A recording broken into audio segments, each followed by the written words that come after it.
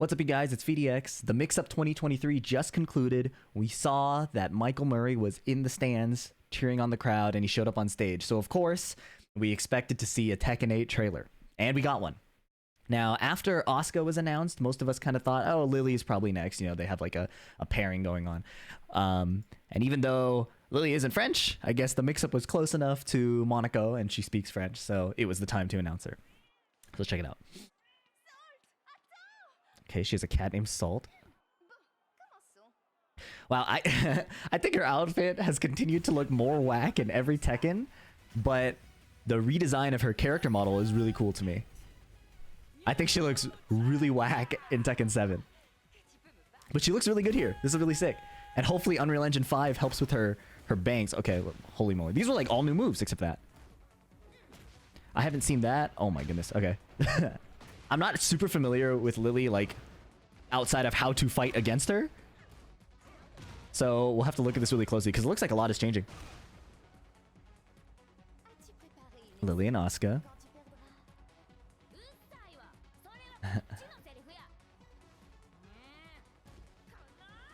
Oh my god, wait! Asuka's, when she whiffs that, it's the same as base Tekken 7. There was a huge, like, cooldown. Anyways. Okay, heat, smash. Heat engager. She does it twice in a row? That's funny. There was a weird effect there with like flowers. I wonder if that is like a stance enhancement or something. That's a cool kick they give her. The diving forward. Since she's like very gymnastics focused.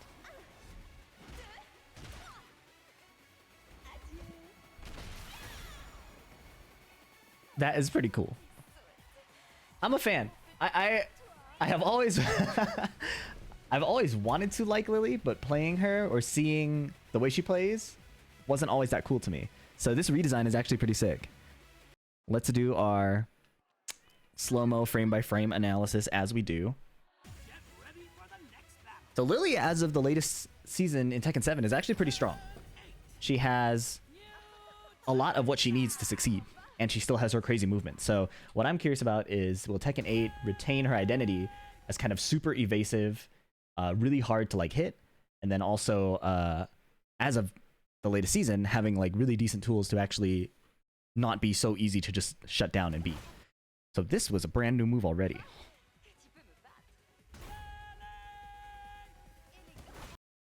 That reminds me of Eliza, like advancing forward 4-2, but it's a brand new move, and it looks like if that hit, that would have been a heat engager because you can see the purple effects.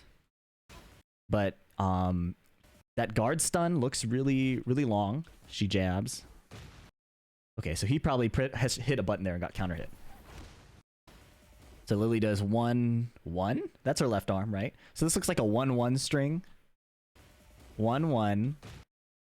1-1-3, counter hit, knockdown. Didn't look like there was a combo, but she gets her forward as a follow-up. That kick, I don't know if she has that right now in Tekken 7. But we can see that it's got a good amount of pushback. It's like her... It might just be her forward 4 out of sidestep.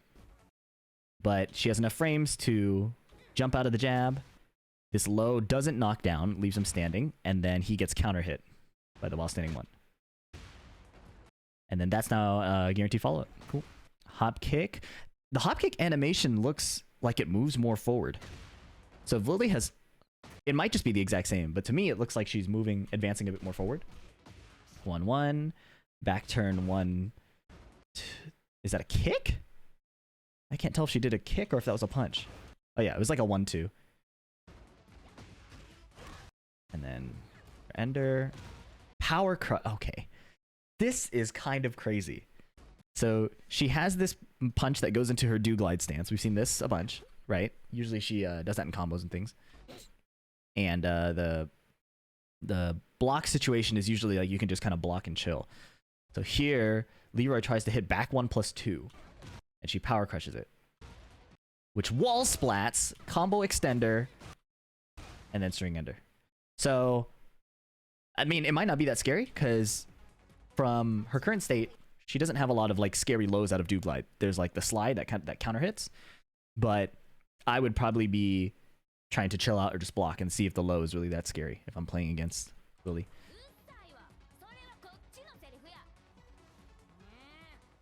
Down forward 1. Okay, and she walks this to the left. Now watch Asuka here. I was mentioning this in my first reaction. Asuka is still jumping because of the whiff. They had that in the first build of Tekken 7, and I think they patched it out in like early season 1 or something. So they clearly brought that back. I wonder if that's going to stay. The Snake Edge now gives a tailspin launcher. See Lily's Snake Edge here. So she sidewalks left. That move completely whiffs. Snake Edge gives a... And it realigned Asuka towards her. I don't know if you see that. So she hits him in the back, but Asuka spins and is now feet towards, so you can get like a normal combo, I think. Her heat... Oh my god, it's been 2 weeks and I forgot how to say it. Heat burst. Her heat burst is her down forward 3. Cartwheel gives a combo, and then heat smash. So this combo didn't have the flip bound. I forgot the official name for it. I think I called it tornado or something. It didn't have that in this combo, unless that counts as your tornado hit. Because of the wind effects around, I could see that being the case, where you don't get your combo extender after Lily's Snake Edge. Heat smash looks cool.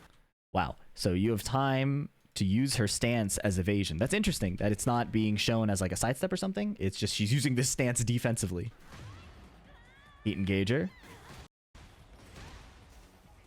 That looked like Heat Smash 2. So I think each character has 2 Heat Smashes. With this being the first one. That ends in the kick and kind of knocks upward. Because that maybe will like set up a wall splat situation. And then there's this Heat Smash. Which spikes. Might break the floor. Punish here. Oh, so this was Lily's wall bounce. And it no longer wall bounces. It's a Heat Engager.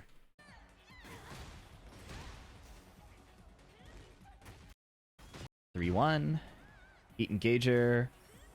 Oh my goodness. So using the stance to counter the mash. You know, that's kind of a cool take on what they're doing with all the stances. This game is very stance heavy. Every character has stances and they usually use it to attack, but Lily is using her stance defensively. Is it an evasive stance? Is it invincible?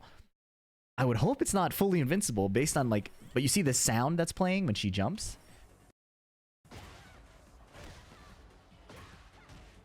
So that's kind of freaky if that stance is truly just like basic evasion, like the hitbox moves or the hurtbox moves, or if it actually has like defensive properties. That would be insane to play against.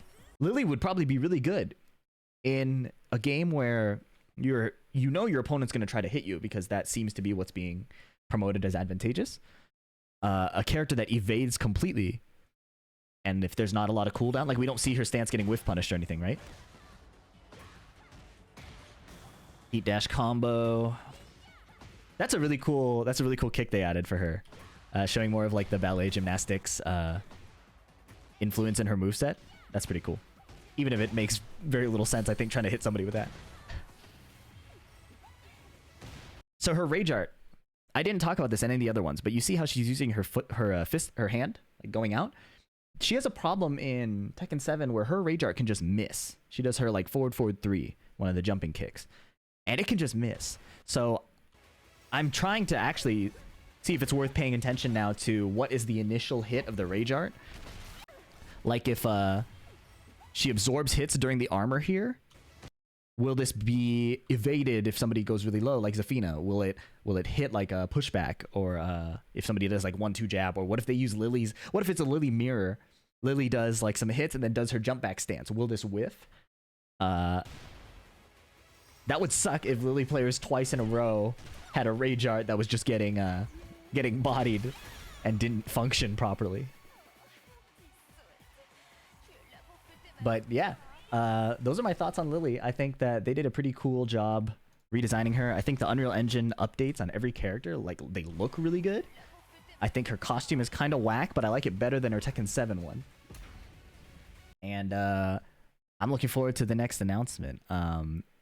Yeah, it's cool. We've got a cool base roster like Lily, Asuka as the latest announcements. Leroy, of course, as well. A lot of people are speculating whether we'll see the Tekken 3 OGs that are really popular. We got Xiao Yu, but like characters like Brian and Yoshimitsu are super popular.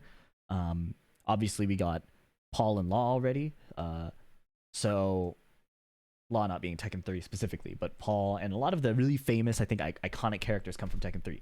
So I'm curious if the next announcement will include them or if we'll end up seeing brand new characters.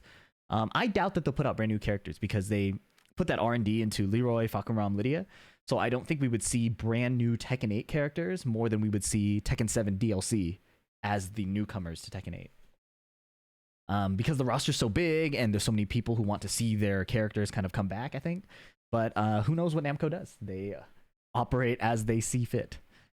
So let me know if you guys enjoyed that. Let me know if I missed anything in the comments. It's been a little while, but it's nice to come back and analyze some more. I'll be preparing for Combo Breaker and a few other tournaments, so hopefully you guys can catch me on stream there. And until then, I'll catch you in the next one. Peace.